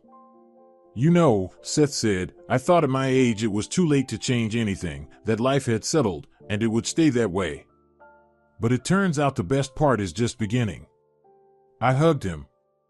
Yes, it was only beginning. A year passed. Sophia took her first steps, said her first word, "Papa," to Seth's delight. We celebrated every milestone like a miracle. One evening, while I was putting Sophia to bed, there was a knock at the door, late, 10 p.m. Seth went to answer. I heard voices in the hallway, then Seth called me. "Diane, it's for you." I left Sophia in her crib. A woman stood at the door, thin, pale, eyes dull. At first, I didn't recognize her as Melissa. "Sorry for coming so late," she said quietly. "I need to talk." We went to the kitchen. Seth made tea and put out some cookies. "I was discharged from the clinic a month ago," Melissa began. "The doctors said I had recovered. But I don't feel well. I don't feel anything at all." "How are the children?" I asked. "They live with my mother. I can't take care of them. I can't even take care of myself." "Why are you here?" Melissa looked at me. "I wanted to apologize. For everything. For destroying your family. For being so arrogant. For Norman. Norman made his own choices. You're not to blame for his death. I know. I know it rationally. But the guilt doesn't leave me. If I hadn't gone to Chicago, if I hadn't found him with that woman, maybe they'd still be alive. Or maybe not. You can't know what would have happened." Melissa nodded, but it was clear she didn't believe me. "Do you have a child?" she asked, hearing Sophia crying in her room. "Yes, a daughter. She's 1 year old. Congratulations. You deserve happiness." She stood up. "I should go. Thank you for listening." "Melissa," I called after her, "it will get better. You just need time." She gave a sad smile. "Time, yes, probably." And she left. I never saw her again. I heard she moved to her mother's in another city, got a job, and was trying to start over. Seth, Sophia, and I continued our life, calm, steady, happy. Sophia grew, Seth worked, and I returned to work after maternity leave. Sometimes at night I would wake and listen, but Seth was always there, sleeping peacefully. No nightly disappearances, no secrets. One day, when Sophia was 2, I asked Seth, "Have you ever regretted it? Late fatherhood, sleepless nights, how our life changed so much." He looked at me, surprised. "Regret? Never. It's the best thing that's ever happened to me. You and Sophia are my purpose in life. But you're already 55. When Sophia is 20, you'll be 73. So what? My grandfather lived to 95, sharp and lucid to the end. I plan to beat his record." I laughed. Agreed. We'll raise great-grandchildren together. Absolutely. Life went on. Sophia started preschool, then school. She proved to be talented, especially with languages. Seth taught her Italian. When she was 8, she asked, "Mom, why is Dad so old? All my friends' dads are young." I didn't know what to say. Seth heard the question and answered for me. "Because I waited a long time for your mom. And for you. Good things happen to those who know how to wait." Sophia thought for a moment. "So, you and Mom are good things? The best in the world." She hugged him. "You're good too, Dad. Even if you're old." We laughed. Time flew by. Sophia grew up, and we aged. When she turned 15, Seth was 70. But he kept himself fit, swimming, exercising, reading a lot. One day, Sophia came home from school, excited. "Mom, Dad, I need to tell you something." We sat in the living room, ready to listen. "We have a new literature teacher. Her name is Lindsley. She said she knew my biological father." Seth and I exchanged glances. Sophia knew Seth was not her biological father. We had explained the truth to her when she was 12 about IVF and the sperm donor. She had accepted it calmly, saying Seth was still her real dad. "And what did she say?" I asked cautiously. "That my biological father was her husband. That he died 10 years ago. And that I have an older brother." I felt the ground shift beneath me. This was impossible. The donor was supposed to be anonymous. "Are you sure she was talking about your biological father?" "Yes." She showed me a photo. She said he had been a donor at the clinic where you had the IVF. And that, by some mistake, his material was used, even though he had already withdrawn consent. Seth stood up. "I need to call the clinic and find out what's going on." He went to the office, leaving me with Sophia. "Are you upset?" I asked her. "I don't know. I'm confused. I always thought my biological father was just an anonymous donor. But it turns out he had a family, a widow, a brother. Do you want to meet them?" Sophia thought for a moment. "And Dad won't be upset?" "Dad will understand. He always does." Seth returned with a serious expression. The clinic confirmed it. There was a mistake. The wrong donor's material was used. They're willing to pay compensation as long as we don't sue. "I don't need compensation," I said. "I need to understand how this happened. Human error. They mixed up the vials. The donor had indeed withdrawn consent because he married and wanted children only within marriage. But his material wasn't destroyed by mistake. And now his widow knows about Sophia?" "Yes. She worked at that same clinic as a nurse. After her husband died, she started checking documents and found the error. She traced it to us." "What does she want?" "I don't know. Let's ask Sophia." Sophia sat hugging her knees. "She wants me to meet my brother. His name is Aaron, he's 17. She says he's the only relative of her late husband. She thinks it's important for the children to know each other." Seth and I exchanged looks. "It's your decision," Seth said. "We'll support whatever you choose." Sophia looked at him gratefully. "Thank you, Dad. I'll think about it." She pondered for a week and then decided to meet Lindsley and Aaron. The meeting took place at a cafe. Seth and I sat at a neighboring table, just in case. Lindsley was a pleasant woman around 45. Aaron was a tall, slender boy, very much like Sophia, the same eyes, the same facial shape. They talked for an hour about school, hobbies, and future plans. They had a lot in common, both loved reading, both were interested in biology. After the meeting, Sophia looked thoughtful. "So?" I asked. "It's strange. He really is my brother. I can feel it. But at the same time, he's a completely unfamiliar person. You can become friends. In time." Maybe. Lindsley invited me to visit them to see photos of my father. My biological father. Do you want to? I don't know. Probably yes. I'm curious. A week later, she went to visit them. She came back with red eyes. He was a good person, she said. A doctor. He saved lives. Died in a car accident while rushing to a patient. Seth hugged her. Don't be sorry, Dad, Sophia said. You are my real father. That man, he gave me life, but you raised me. From then on, Sophia occasionally met with Aaron. They became friends, then close friends. By the time Sophia entered medical school, Aaron was already in his 3rd year. He helped her with her studies. Then something no one expected happened. Seth was diagnosed with cancer. Late stage, inoperable. How long? He asked the doctor. 6 months. Maybe a year, if you're lucky. We left the hospital in silence.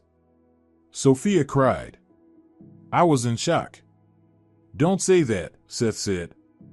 I've lived a wonderful life. I have you. I'm happy. But we couldn't accept it. We sought other doctors, other treatments. Seth agreed to everything, not for himself, but for us. The last months were hard. Chemotherapy, hospitals, false hope, new disappointments. Seth weakened, but stayed strong. He even joked. I promised I'd live to see great-grandchildren. Sophia, hurry up and get married. Sophia laughed through her tears. Dad, I'm only 20. At your age, I was already married. And divorced. Then you'll be wiser than me. 2 weeks before the end, he asked me. Promise me you'll be happy. You'll find someone. Don't be alone. Seth, don't say that. Promise me. I promise, I lied. He died quietly, in his sleep. Sophia and I were by his side. Many people attended the funeral, colleagues, friends, students.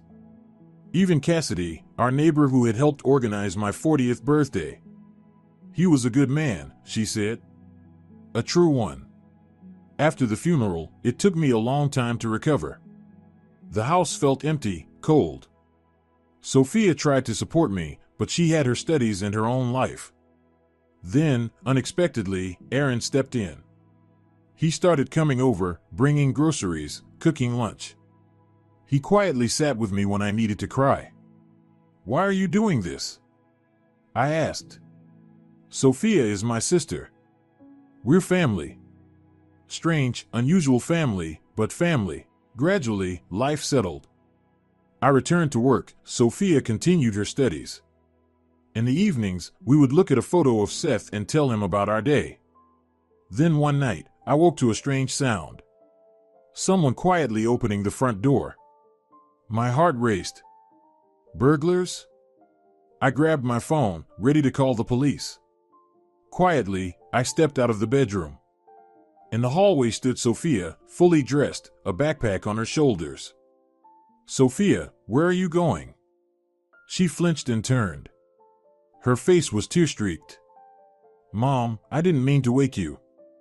Why are you leaving in the middle of the night? She lowered her head. I'm pregnant. The world spun. My 22-year-old daughter, an honor student, was pregnant. By whom? It doesn't matter. He doesn't want the baby. Said I should either have an abortion or disappear from his life. And you decided to disappear? I don't know what to do, Mom. I can't kill the baby. But raising it alone, how will I manage? You already have your grief, Dad died. I hugged her. We'll manage together. You, me, and the baby. We're family. But what about school? My future? We'll figure it out. The main thing is that we're together. Sophia cried on my shoulder, and I thought, life goes on. Seth had passed, but soon a new life would begin. The circle closes. You know, I said, Dad would have been happy. He dreamed so much of grandchildren. Do you think so? I'm sure. We returned home. Sophia told me that the father of her child was a fellow student, a promising future surgeon.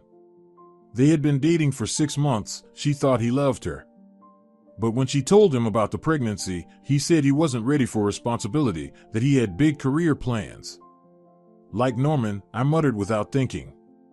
Who's Norman? I told her the story of my first marriage, about betrayal, lies, and divorce. Sophia listened with wide eyes. You never told me. I didn't want to darken your childhood. And besides, with Dad, with Seth, I was so happy that the past seemed like a bad dream. And what happened to him? Norman? He died. Long ago. It doesn't matter. Sophia hugged me. Mom, you're so strong. You went through all that and didn't break. And you won't break either. You have my genes. We laughed through our tears. The next morning, Sophia called Aaron to tell him about the pregnancy. He rushed over within an hour. What kind of idiot leaves you in a situation like this? Give me his address, I'll talk to him. No, Aaron.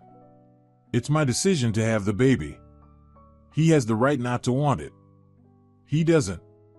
If he slept with you, he's responsible for the consequences. They argued for an hour. Then, unexpectedly, Aaron said, I'll help. Whatever happens, I'm here. You're my sister, and this child is my nephew or niece. Sophia cried and hugged him. Thank you. You're a real brother. The following months weren't easy. Sophia continued her studies despite fatigue and morning sickness. Professors were accommodating, letting her take exams early. Aaron helped with schoolwork and drove her to appointments while I was at work. The father of the child appeared only once, 3 months later. He came with a bouquet of flowers and a guilty look. I thought maybe I rushed. Let's try to be a family. Sophia looked at him coldly. A family? After you left me, told me to have an abortion or disappear. I was shocked. Didn't expect it. But now I'm ready. And I'm not. Leave, Ross. There's nothing for us. He left and never came back. Sophia was hurt but stayed strong. In the 7th month of her pregnancy, the ultrasound revealed it would be a boy. Sophia beamed with joy. A boy. Mom, I'm having a son. What will you name him? She thought for a moment. Seth. After Dad. I cried. If Seth were alive, he would have been so happy. Labor began 2 weeks early. I drove Sophia to the hospital, holding her hand as Seth once held mine. It's going to be okay, I kept repeating. Everything will be fine. The labor was quick, only 4 hours. Then came the newborn's cry. A boy. A healthy boy, the midwife announced. Little Seth looked exactly like Sophia as a child, the same gray eyes, the same stubborn chin. He's perfect, Sophia whispered, holding her son to her chest. Aaron arrived at the hospital with a huge bouquet and a bag of toys. Where's my nephew? Let me see him. He held the baby, who immediately calmed down. Look at that, he recognized me. Hi, little guy. I'm your Uncle Aaron. We'll be friends. I watched them, my daughter, her son, her brother, and thought about the strange twists of fate. From a clinic error, from a chance encounter, this unusual family had been born. The first months were chaotic. Baby Seth cried at night, and Sophia struggled to balance motherhood with her studies. I helped as much as I could, but I also had work to manage.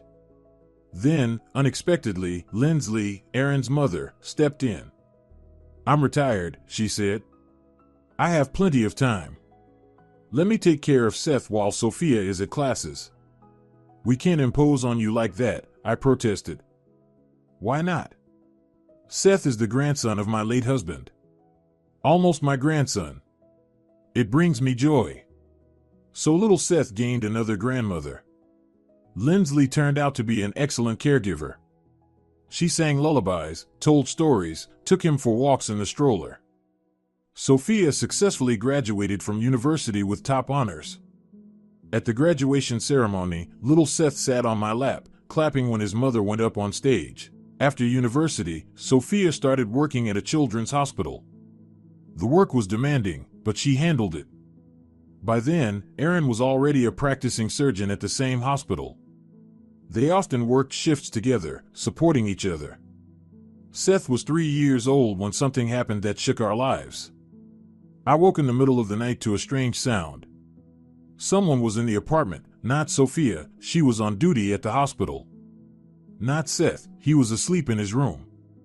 I quietly got up, grabbed my phone, and listened. The sounds came from the living room. Someone was moving around, shifting furniture. I dialed the police, whispered the address and the situation. They said a unit was already on the way. Then I called Aaron, he lived closest.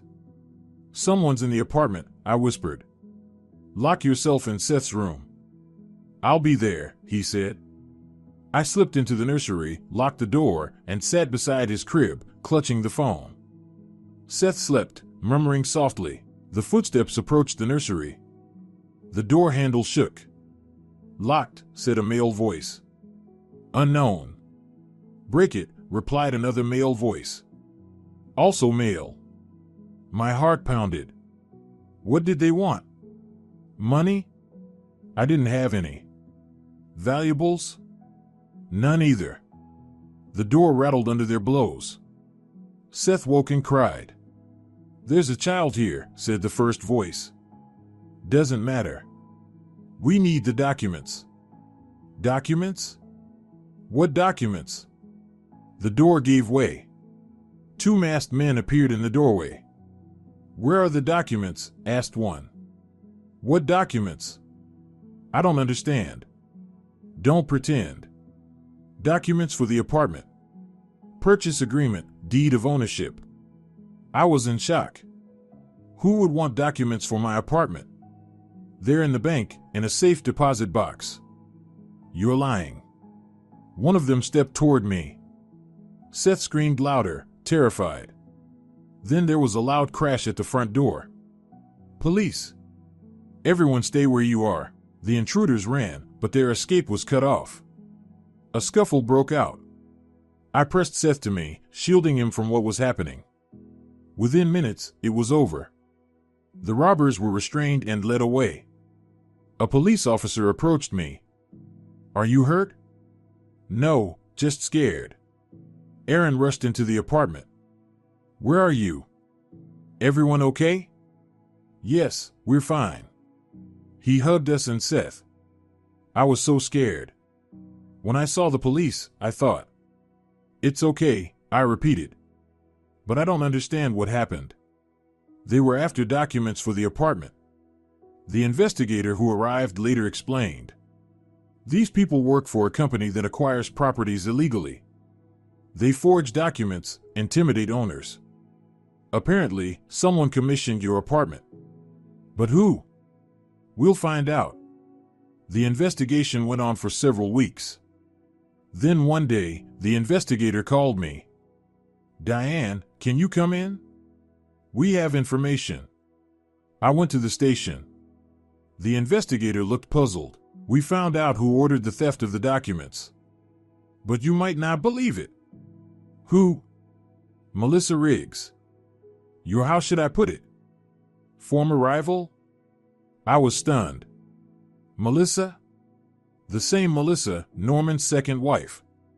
But why would she target my apartment? Not the apartment itself.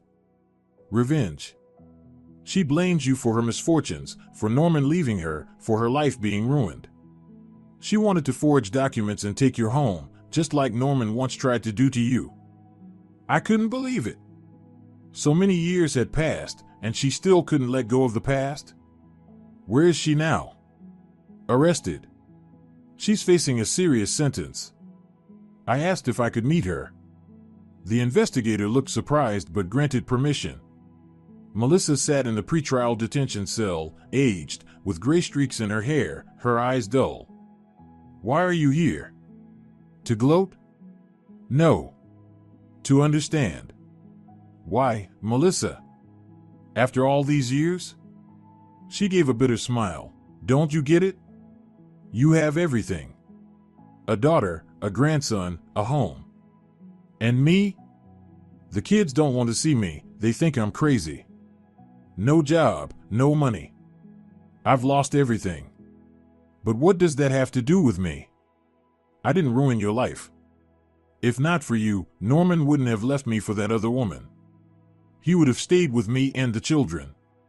Melissa, Norman didn't leave for me. He was always leaving, from me to you, from you to another. That was his way of life. She covered her face with her hands. I know. I know it logically. But I can't forgive. Neither him, nor you, nor myself. You need help. Psychological help. Now I'll get it. In the prison hospital. I left with a heavy heart. How many lives had Norman ruined with his selfishness? Even in death, he continued to cause harm. At home, Sophia and Seth were waiting. How did it go? My daughter asked. I told her about meeting Melissa. Poor woman, Sophia said. Stuck in the past and can't get out. Yes. And trying to drag others into it. Good thing we have the present and the future. She was right. We had a family, a home, love, all the things Melissa never had. Life settled into its rhythm. Seth started preschool, Sophia worked, and I retired, happily taking care of my grandson. Then one day, Sophia came home radiant. Mom, I have news. What is it? Aaron proposed. I froze, tea kettle in hand.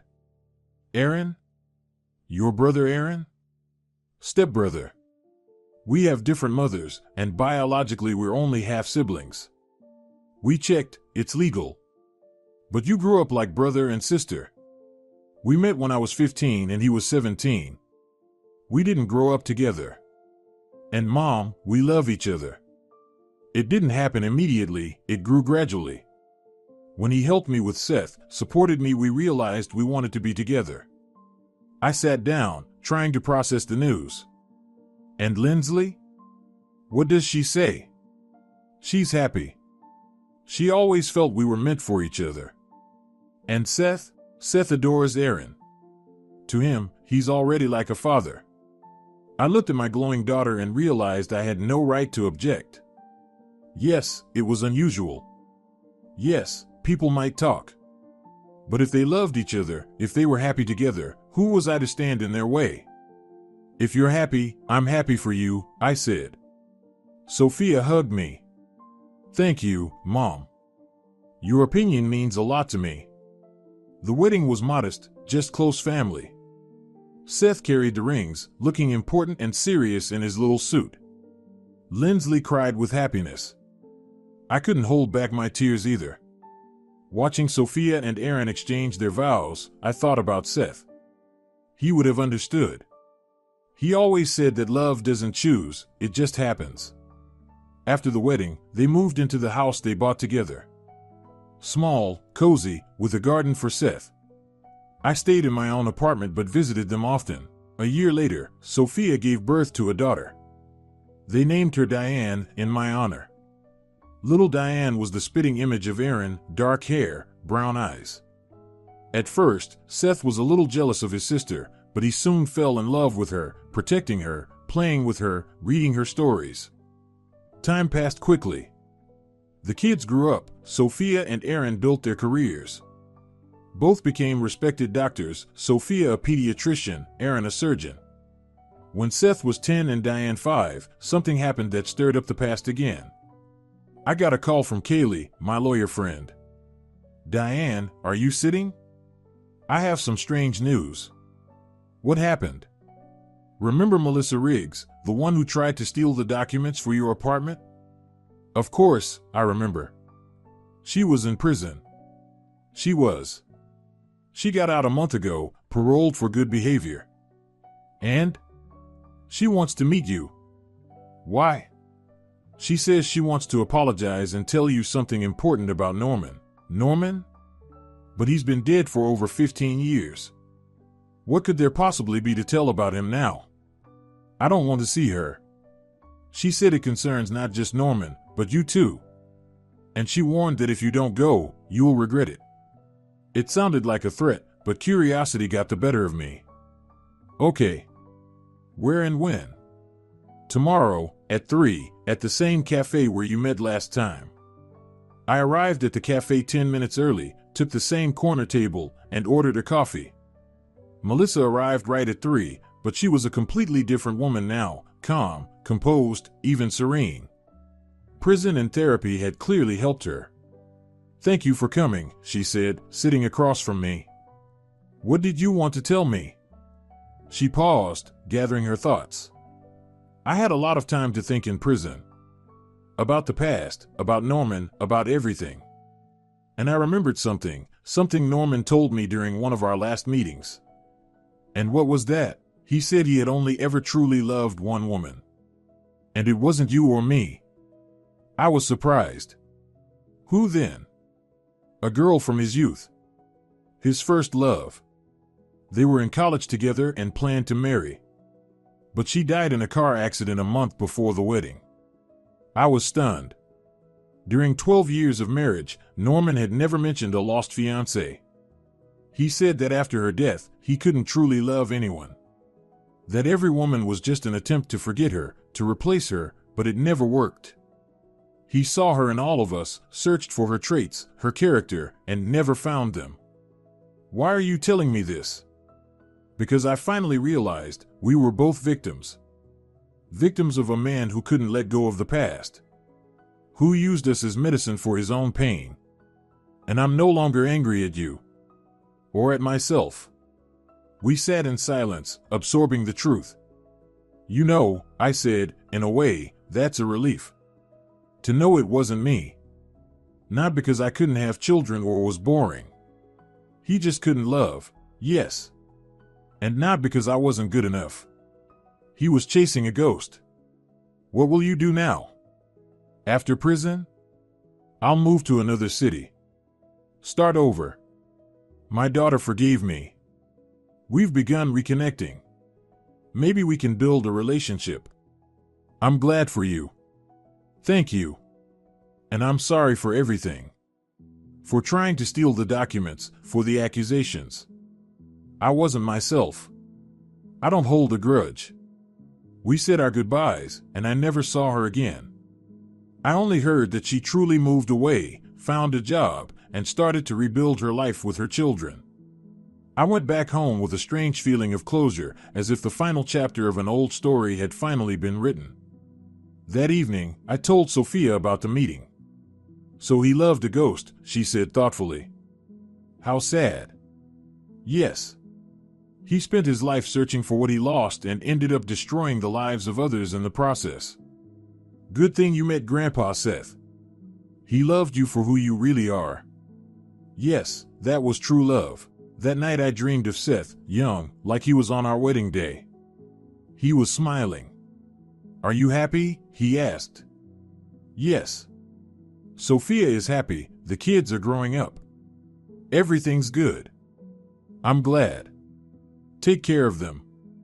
I promise. I woke up with tears in my eyes but with a light heart. 5 more years passed. Seth went to medical school, our little dynasty continued. Diane started school and proved to be especially good at math. One night, I woke up to the sound of a door opening. My heart skipped a beat. Thieves again? But no, it was Sophia. She quietly went into the kitchen. I got up and followed her. Sophia, what are you doing here? It's past 1 in the morning. She turned around, pale, eyes red from crying. Mom, I didn't know where else to go. What happened? Where's Aaron? At home. Sleeping. He doesn't know I left. Did you have a fight? She shook her head. No. Worse. I have fallen for someone else. I sat down, stunned. For whom? For a colleague. The new anesthesiologist at our hospital. It started a month ago. We were just working together, and then I didn't want this, Mom. I love Aaron. I really do. But this feeling for Dennis is so strong. You cheated on Aaron? No. Only feelings. We haven't even kissed. But I can't do this anymore. I can't look Aaron in the eyes knowing I think about someone else. And this Dennis, does he know how you feel? I think so. There's an attraction between us. But he knows I'm married. He keeps his distance. I looked at my daughter and saw myself 30 years ago, confused, in love, not knowing what to do. What do you want from me? Advice. Mom, what should I do? Leave Aaron?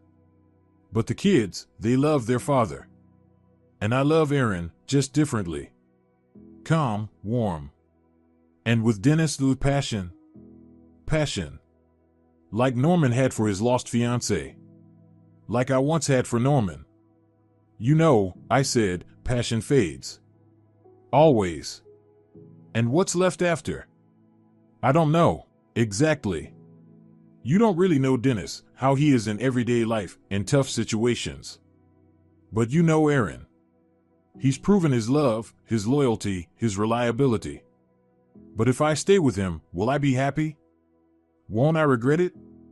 And if you leave, won't you regret it even more? Sophia covered her face with her hands. I'm so confused, Mom. Completely. Don't make a decision right now. Give yourself time. And think about the kids. They aren't to blame for your feelings. You're right. I need time. She returned home by morning. Aaron, apparently, didn't even notice she was gone. In the following weeks, Sophia struggled. I saw her torn between duty and desire. She tried to avoid Dennis, but work kept bringing them together. One day, Aaron came to me. Diane, can we talk? Of course. What's wrong? Sophia. Something's going on with her. She's distant, avoiding me. I ask, and she says everything's fine. But I can see she's lying. I didn't know what to say. Reveal my daughter's secret or stay quiet. Maybe she's just tired? Work, kids. No, it's something else. I think she's involved with someone. I stayed silent. It's true, isn't it? You know? Aaron, don't. I understand. Thank you for not lying. He got up and went to the door. At the threshold, he turned back. I love her. No matter what happens, I love her. And the kids. Tell her that. And then he left. That evening, Sophia called in tears. Aaron knows. He said I can leave if I want. He won't hold me back. And what did you decide? I talked to Dennis. Told him how I feel. Want to know what he said? What? That he's married. Happily married. And what's between us, just chemistry, attraction. Not love. I sighed. History seemed to repeat itself with surprising consistency. And now? Now I realize how foolish I was. I almost ruined my family over an illusion. Aaron, that's real love. And I almost lost him.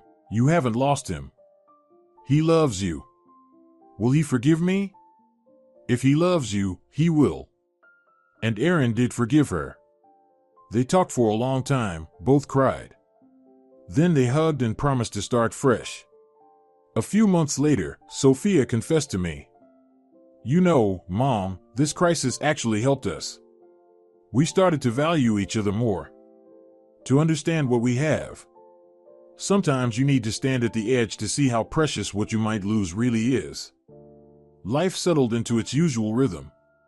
The kids grew, Sophia and Aaron worked, and I spent time with my grandchildren. Seth turned 18, tall, serious, all his mother. He started medical school as planned. In his first year, he met a girl, Kate, a future cardiologist, and brought her home to introduce us. Grandma, this is Kate. We're dating. A sweet girl, modest and smart. Sophia approved. Diane was 13 at that tricky age, but managing well. She became interested in programming. "I'm going to create software for doctors," she announced, "to make their work easier." On my 70th birthday, the whole family gathered around the table: Sophia, Aaron, Seth with Kate, Diane, and Lindsley. To Grandma, Aaron raised his glass. To the woman who went through so much and stayed kind, wise, and loving. Everyone raised their glasses. I looked at them, my family, unusual and pieced together from past mistakes and chance, and thought about how strangely life unfolds. If someone had told me 30 years ago, that night when I was watching Norman, that my life would turn out like this, I wouldn't have believed it. I wouldn't have believed I'd survive betrayal, find new love, become a mother at 40, lose a beloved husband, and still gain a big, loving family. After dinner, when the guests went to their rooms, they were staying the night, I went out to the balcony. The city twinkled with lights. Somewhere out there, other people were living their own stories, dramas, happiness. "Grandma." Diane came out onto the balcony. "Can I sit with you?" "Of course, sweetie." She sat next to me, leaning close. "Grandma, Mom said your life was hard. That your first husband betrayed you." "Yes, it happened." "Do you regret it?" I thought for a moment. No. Without those trials, there wouldn't be your mom, there wouldn't be you, Seth, there wouldn't be Grandpa Seth in my life. Everything happened as it was meant to. Even the bad things, especially the bad, teach you to appreciate the good. Diane hugged me. "I love you, Grandma. And I love you, Sunshine." We sat in silence, watching the night city. I thought about life moving forward. Seth would marry Kate, they'd have children. Diane would find her path, her love. Sophia and Aaron would grow old together. And me? I'd be there for as long as I could, holding memories of the past but living in the present. Suddenly, the apartment filled with noise. Voices, laughter. "What's happening?" I asked, alarmed. Diane peeked inside. "Oh, Grandma. Seth just proposed to Kate. Right now, in front of everyone." We rushed inside. Seth was on one knee before stunned Kate, holding a ring. "Kate, will you marry me? I know we're young, just 19. But I'm sure I want to spend my life with you." Kate was crying and laughing at the same time. "Yes, of course, yes." Everyone clapped. Sophia hugged her future sister-in-law. Aaron patted Seth on the shoulder. "Well done, decisive." Following in Grandpa's footsteps. I watched them and thought of Seth. He would have been so happy to see this. "The wedding will be in the summer," Seth announced. "After the semester." "Grandma, will you help organize it?" "Of course, I will." The night turned into a celebration. We drank champagne, discussed the wedding, made plans. When everyone finally went to bed, I stayed alone in the living room. I sat in Seth's chair, I still couldn't get rid of it, and closed my eyes. I remembered that night, 30 years ago, when I woke up and saw Norman get out of bed. How I followed him, saw him with another woman. Back then, it felt like my world was falling apart. But it turned out it was just starting to rebuild. Stronger, real, better. I opened my eyes. Dawn was breaking outside. A new day. A new life. I got up and walked to the window. The city was waking up. Early pedestrians hurried by, cars drove past. Suddenly, I heard footsteps behind me. I turned. Sophia was standing in the doorway. "Mom, you didn't sleep?" "No." I was thinking. About what? About life. About how everything turned out. She came over and hugged me. "You know, Mom, I often think about how strong you are. After everything. Norman's betrayal, Dad's death. And you didn't break. There were moments when I wanted to give up. But you didn't. And because of that, we have all this family, home, love. You know what I've realized over the years? happiness isn't the absence of problems. It's being able to move forward despite them. Finding meaning in the pain. Yes, Dad said that too. He was wise. We stood by the window, hugging, greeting the new day. Mom, thank you. For what? For everything. For being you. For not giving up 30 years ago. For giving birth to me despite everything. For raising me, supporting me. I should be the one thanking you. For giving me purpose in life. The sun rose over the city, filling the room with golden light. Let's make breakfast, Sophia suggested. Everyone will wake up soon. Hungry and happy. Let's go. We went to the kitchen. Sophia brought out the ingredients, and I started slicing bread. A normal morning, an ordinary day. But I knew there are no ordinary days. Every day is a gift, a chance, an opportunity. A chance to love, forgive, be happy. Gradually, the others woke up. Aaron, yawning, came into the kitchen. Already cooking? Can I help? Make the coffee, Sophia instructed. Seth and Kate arrived, hand in hand, glowing. Grandma, we thought maybe we could have the wedding here, in your apartment. Like you and Grandpa did. Of course, if you want. Diane came down last, sleepy, hair messy. Why is everyone up so early? Because life goes on, I smiled. And every morning is the start of something new. We sat at the table with the whole big family. We ate, laughed, made plans. And I thought, this is happiness. Not in the past, which is gone. Not in the future, which is unknown. But here, now.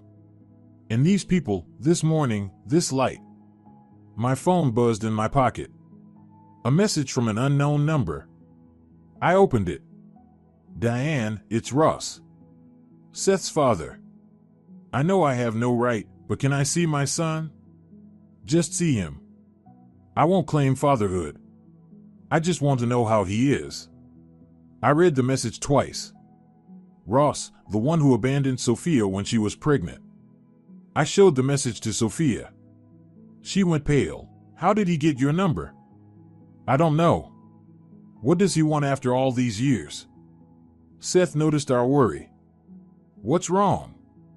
Sophia handed him the phone. He read the message, his face grew serious. My biological father. Yes.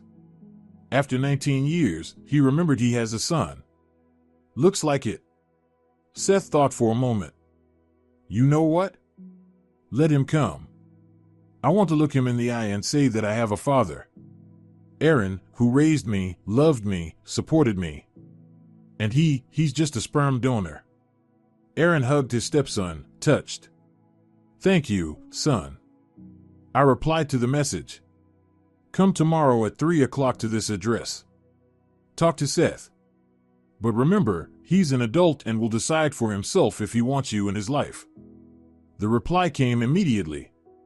Thank you. I understand. I'll come. The day passed in preparations and conversations. By evening, everyone had gone home, leaving only Sophia and the family. Mom, do you think it's right that we agreed to the meeting? Seth has the right to know the truth. And the right to decide for himself. The next day, at 3, the doorbell rang. I opened it. A man in his 40s stood there, graying at the temples, wearing an expensive suit, confident posture. A successful surgeon, just as he had dreamed. Diane? I'm Ross. Come in. In the living room, Sophia, Aaron, and Seth were waiting. Ross froze when he saw his son. They looked alike, the same facial features, the same posture. Seth? Ross said quietly. You've grown. Without you, Seth replied coldly. I know. And I'm sorry. Sorry? After 19 years, you're sorry? Ross sat down, slouched. I was young, foolish, selfish. I only cared about my career. And I missed the most important thing. What changed? Sophia asked. I was diagnosed with infertility. Irreversible. My wife left, she wanted children. And I realized I had a chance. The only one. And I let it slip. And now you want to make up for it? Seth looked at him without warmth. No. I understand I'm too late. I just wanted to know that you grew into a good man despite me. Thanks to my father, Seth nodded at Aaron. My real father. Ross nodded. I'm glad you had a father. A real one. He stood. Thank you for agreeing to meet. I won't bother you again. He went to the door. At the threshold, he turned back. Seth, I'm proud of you, even if I have no right to be. And he left. Seth sat quietly, then said, You know, I thought I'd feel anger. Or relief that he regretted it. But I feel only emptiness. He's a stranger. That's normal, Aaron said. Blood doesn't make someone a parent. Love does. That evening, when everyone settled, I thought about the meeting. About how people miss chances and later regret it. Like Ross, like Norman, like many others. But there are those who seize the opportunity. Like Seth, who embraced late fatherhood. Like Aaron, who took a child not his own as his own. Life is a series of choices. Each choice brings consequences. Sometimes happy, sometimes tragic. 6 months later, Seth and Kate's wedding was beautiful. Simple, warm, among family.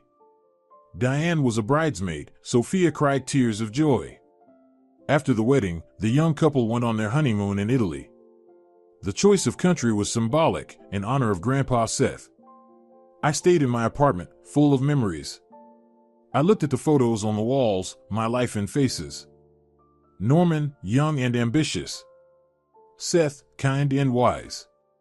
Sophia, as a baby, then a girl, then a bride.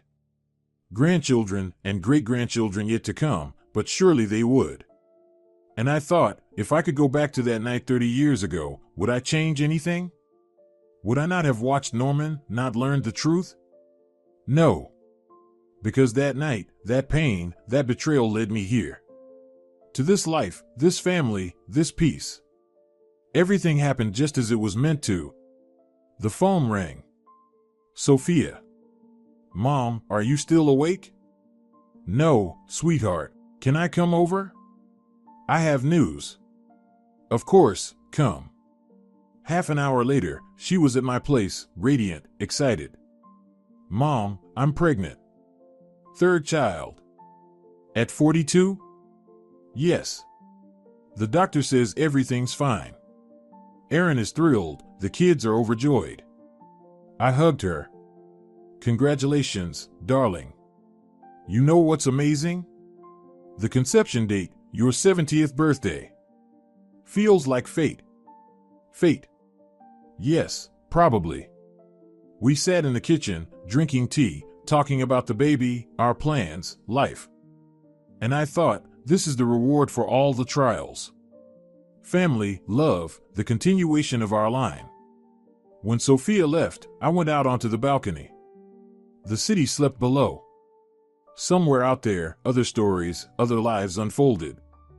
And my story had come to its close. Not my life. I planned to live long, to see great-grandchildren, maybe even great-great-grandchildren, but the story that began that night 30 years ago was complete. From betrayal to forgiveness, from pain to healing, from loneliness to a large, loving family. I closed my eyes and smiled. Thank you, life, for everything. For the pain that taught me to cherish joy. For the losses that led to gains. For that night when I heard my husband quietly rise and open the door. That night that changed everything.